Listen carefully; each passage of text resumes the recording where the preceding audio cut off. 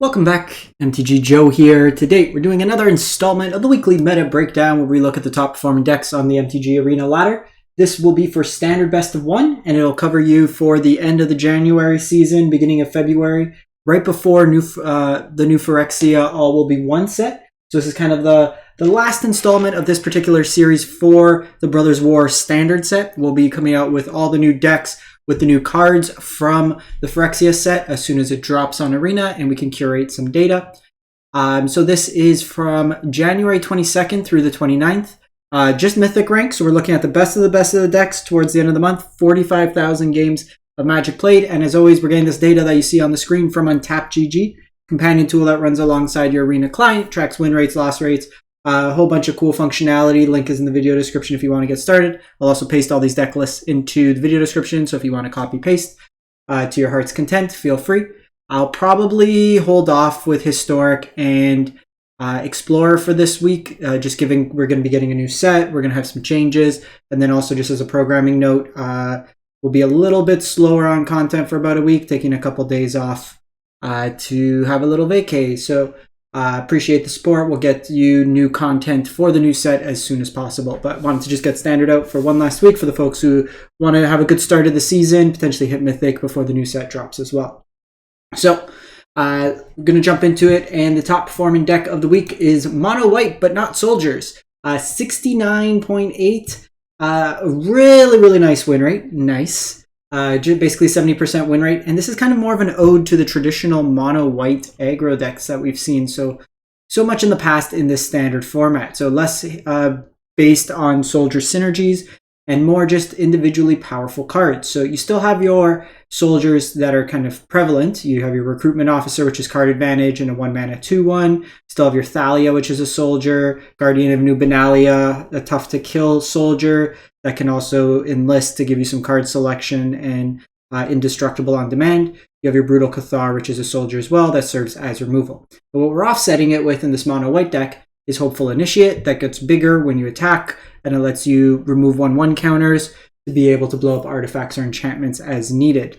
You have Intrepid Adversary, which can be an anthem for your team. You can go wide, put a bunch of counters on things. Also in itself can get large enough that it's just a good lifelink body that can trade up or just kind of help swing races in terms of attacking in.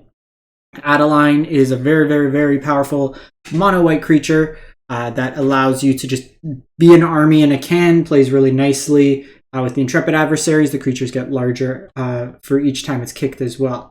You have Anointed Peacekeeper as a way to tax your opponent's spells, kind of get an idea of what's in their hand, take removal, board wipes, whatever it may be. And then you have the nice interaction. So Sarah Paragon's kind of your top end of this deck, where it lets you replay some of your smaller cards that have died over the turn. So it's virtual card advantage. Instead of playing from your library, you're playing from your graveyard. Also has the nice interaction where you can pitch something to Guardian of New Benalia and then cast it with the Sarah Paragon. And then lastly, you have Steel Seraph. Most of the time will likely be a 3-drop in this deck, but can be cast for 6 mana as well. And the nice thing here is this can give evasion to things like Adeline, give vigilance as needed, give lifelink. So all the modes are really relevant in helping you push damage, stabilize, whatever it may be. And then lastly, you just got the Mishra's Foundry and Aganjos in the mana base. We then go to Azorious Soldiers. So this is a 64% win rate deck. And again, a lot of similarities, but this one's leveraging the soldier synergy. So you're getting, in addition to those soldiers we highlighted, Yodian Frontliner, which can add power and then come back as a haste threat. You have a Denic in here, lifelink, that is basically 2 bodies in 1. Arbin's your go wide style effect. If you have a bunch of creatures, you attack, they all get flying and a buff in power. This one's interesting. It's playing a couple copies of Protect the Negotiators, a counterspell that is kind of scalar based on the number of creatures, but creates a creature on itself that's a soldier with the kicked ability. Something you don't see too often in these decks, but an interesting inclusion. I don't know how I love it in a Thalia deck, but you usually see this in best of 3 as some number of sideboard options. You have Valiant Veteran, which is a Lord effect, and then can be cast out of the graveyard to put additional counters. The Siege Veteran puts counters and then serves as if you're using a lot of removal, it insulates you by giving you creatures on the backside when your non-token creatures die. Sky Strike Officer is your card advantage and kind of functions adjacent to like an Adeline. It attacks, it gives you artifact, or it gives you soldiers. So it's giving you creatures for attacking and then can kind of serve as a card advantage engine. And then Myrel on the top end, which if they can't kill this usually just takes over the game by itself, creating soldiers and kind of taxing your opponent to play at sorcery speed. The bonus of going blue-white is you get access to Fortified Beachhead as a mana sink in terms of your mana base to have another way to pump up your soldiers. You then go to Monored Burn, 61% win rate, and this is looking to be built around Mechanized Warfare, which allows each of your red sources to deal additional damage. So things like Chandra's Ping, any of the damage from your creatures deals 1 more, your burn spells deal 1 more, things like End the Festivities scale, so it can be a one-sided board wipe, dealing 2, 3, 4 damage, depending on how many Warfares you have out.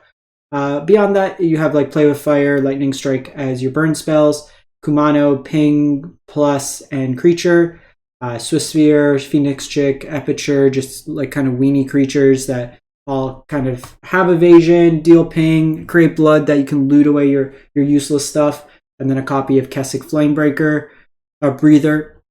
With the Warfares out, it's the scalar damage for each non-creature you cast.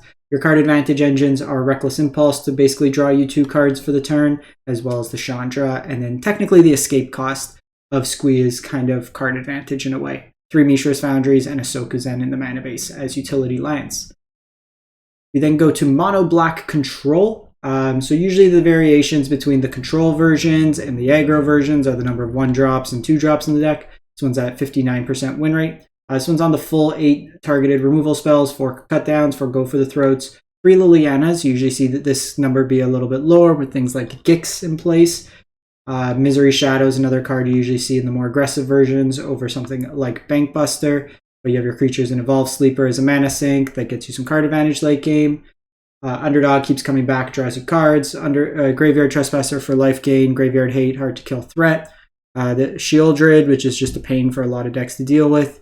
Just sitting there could kind of win the game for you. We actually don't see Sorin too often in these lists anymore. Against a very aggressive meta, the vampires aren't great anymore. While it can stonewall some aggressive decks, there's a lot of removal in the forms of like exile based or just getting around it or lord effects to get bigger. Mono red has a lot of cheap burn, but Shelly's usually a bigger threat. And then to plus here, like taking 5 to get an Invoke Despair or 4 for Shelly at times can be a little bit painful.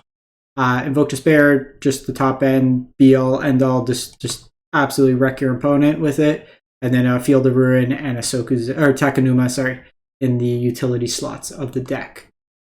This helps with some of the creature lands or like the pump land for the Soldiers deck. We then have Boros Heroic, 57% win rate.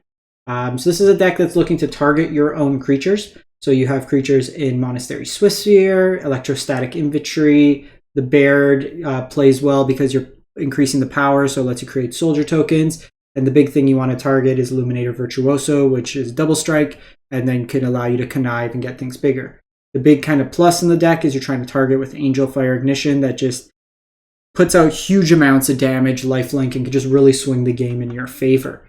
You have Ancestral Anger that gives you plus power, card draw, and trample could be relevant. You can have a big creature, but if they have like small creatures to block, it doesn't really do much, so the trample helps. Homestead Courage for vigilance and counters and can be cast twice.